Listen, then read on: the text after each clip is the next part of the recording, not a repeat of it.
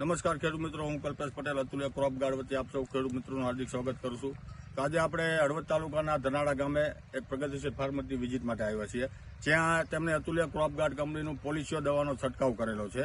તો પોલિશિયો દવાના છંટકાવ પછી ખેડૂતને કપાસના પાકમાં કેટલું રિઝલ્ટ મળ્યું છે તો એ આપણે ખેડૂત પાસેથી જાણીશું.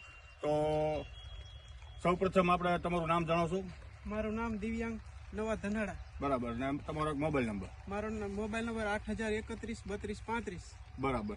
તો મયંકભાઈ, આપણે અત્યારે કપાસનું વાવેતર કરેલ છે, બરાબર? તો કપાસના પાકમાં આપણે કઈ દવાનો અત્યારે છંટકાવ કરેલો છે? પોલિશિયો દવાનો છંટકાવ કરેલો છે અને બરાબર. રિઝલ્ટ બેસ્ટ મળેલ છે. બરાબર. તો આ પોલિશિયો દવાનો છંટકાવ આપણે તમે કેટલા દિવસ થયા?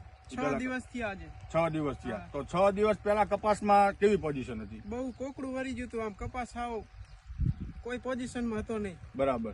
તો એ સિવાય સારો તમે થાય એવો.